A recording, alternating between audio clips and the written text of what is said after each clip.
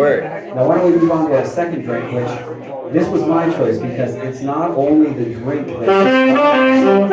but it's the presentation as well that really did it for me on this one. So, Yes, so take absolutely. it away. So this one is the Sazerac. So the Sazerac has got some very interesting history. And so there's a bit of a debate on whether to use rye whiskey or cognac. Right. And there's no right or wrong answer here. I like that. Yeah, because this cocktail has gone through a little bit of an evolution. When it first was introduced, it was made in New Orleans. So this is a very New Orleans specific cocktail. And So very in keeping with the theme of the evening as well. 100%, absolutely. It fits the vibe, and it's excellent. And the reason why there is no right or wrong answer to whether to make it with cognac or rye is because originally it was made with cognac. Okay. And there was a period in time where there was an outbreak of a parasite in France, and that took out a lot of the crops for wine and other things like that.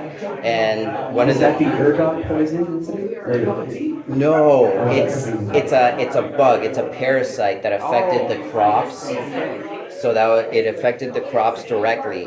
And So cognac. production of said product would have been hard. Absolutely. Cognac was unavailable for a long time after that. And so it affected a lot of the crops with wine, cognac, that's all in France. And so, So we would have to turn to our local mixologist and say, well, what do you, doctor, what do you suggest? Absolutely. Well, that's the replacement, right? and so, rye was prescribed as that alternative. A good prescription? Yeah, absolutely. And so now, like there's some modern takes where they use both rye and cognac. Oh, neat. So for flavor, I would think, right? For the combination of the two. Yeah, absolutely. Those two spirits work beautifully together, and yeah, either variation of the Sazerac is an excellent cocktail. So what makes like the Sazerac a little bit special is something called an absinthe rinse. This is my favorite part, so pay attention closely here. We made sure to get the authentic absinthe for this evening. This is the stuff with wormwood. Yeah, so we've got our absinthe here. I put it in an atomizer. So it calls for an absinthe rinse. And so you swish it around and then you spill it. But I don't actually like spilling that little bit of absinthe because every drop counts. And you don't like to waste, right? You want to cut down on your waste. Absolutely. This is the difference between a professional and an amateur. It's a little bit more sustainable approach, but also you get a more even coat. So I'm going to use an atomizer and I'm going to spritz the inside of the glass with our absinthe here. Get it nice and coated, and you get that aromatic there. Well, that's definitely it. Yes. Anise, wormwood, it's got all sorts of herbs here. Excellent. And then let's get started building on our Sazerac here in a mixing glass. This is a mixed cocktail. So I'm going to do 1 teaspoon of raw sugar.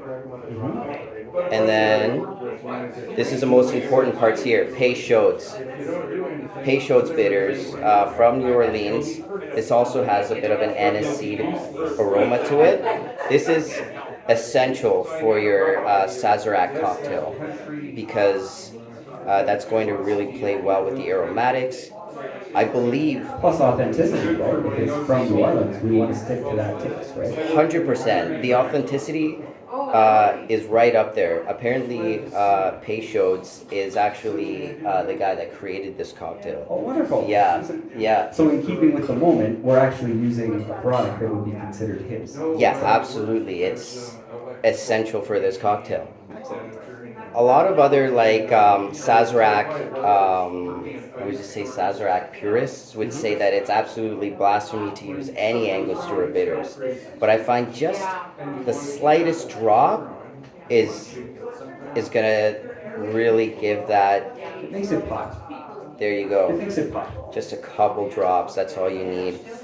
Bitters, a lot goes a long way. It's almost like using like vanilla or any kind of extract when you're baking, let's say. Less is Absolutely. more. Yeah. A lot of mixologists call Angostura bitters the salt and pepper of cocktails. Yes, You just absolutely. always need that little I like that. I'm component. gonna have to remember. So it's the salt and pepper of this cocktail. I Right, like that. absolutely. And now I'm gonna go with our base spirit here, our cognac, 2 ounces.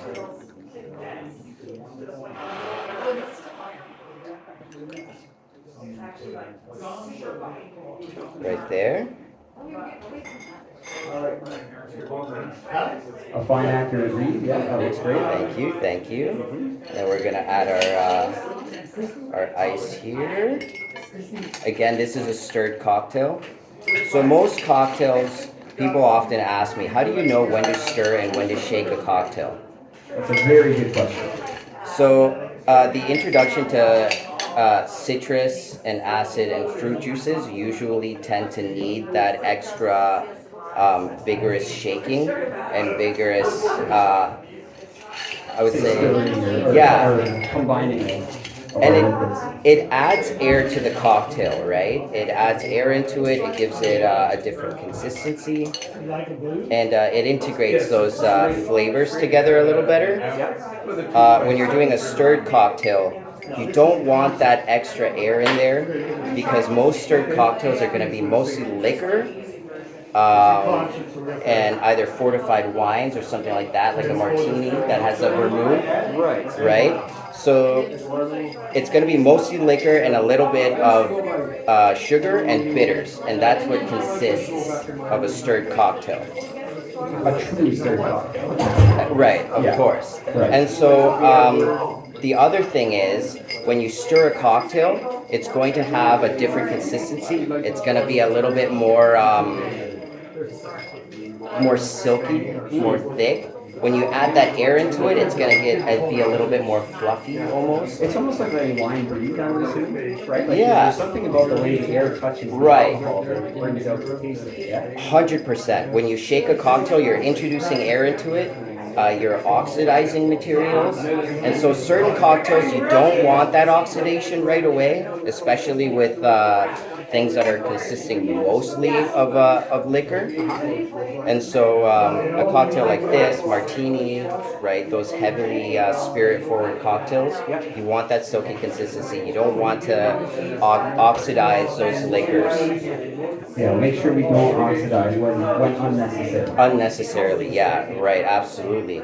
And so I'm going to double strain.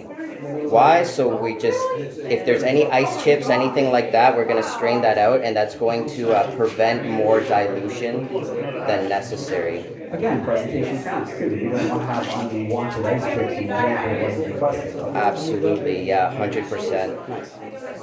And so there you Very go. professional.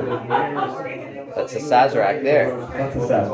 And so I'm going to add a little bit of a smoky component to it. I'm going to smoke it with this cocktail smoker here. Now this is the cool part. So pay attention. Right. So I put some wood chips in here. I believe they're just bourbon oak wood chips. And so that's going to give the cocktail a smokier taste. Okay, so show us how to do it. So I put some wood chips in here, and this is just going to burn, and it's going to introduce smoke into the cocktail. And this is the finishing touch of our drink. All right. Now isn't that cool? See how we're doing that? That is very, very neat. Right. You're adding that smoke. Which is going to bring out all the good flavors of the cognac that we've used and sometimes whiskey as well. Absolutely. Any spirit that's arrow aged, cognac, whiskey, aged rums. Now we're going to have Peter try this one for us, if he doesn't mind. Perfect. So Yeah, when it would come to absolutely. the table, then we would take the garnish off, right? And so here's our Okay, presentation. there's your drink. There you go. There you go, sir. Oh, just one more thing. We almost forgot. The lemon peel. That's gonna add that citrus, that lemon citrus, the oils. We're gonna express those oils on top. We're gonna express those oils on the rim, so you taste it and you get it all in the nose. There you go. And be careful when horsing around with that torch, and we've got live citrus peels. Oh yeah, because it'll they're go up. flammable. Yep, They are absolutely. flammable, so let's be careful with that citrus acid because it is flammable, okay? Yeah, and you can't actually spritz the citrus through the flame and add that smoky citrus. To the drink. Yeah, to I'll the give it a drink. quick taste. And then we're gonna get back to flame. Joshua, thank you so much for being here with us. No problem. Yeah, I really love appreciate your time. sharing some Really all the cocktail content. history. Absolutely, I love to share all of that. Thank you. I've been really enjoying like the jam session, the vibe, everything is excellent. And hopefully we can have you back for the next one. It'll be in November. I think November 16th. So we'll keep you Absolutely. posted. Thank you very much. Cheers, everybody. Cheers. Thank you very Cheers. much. Cheers. Okay. Sure. I'll have the last word. There you go. Cheers. Last And word. thanks Joshua for mixing up some drinks for us.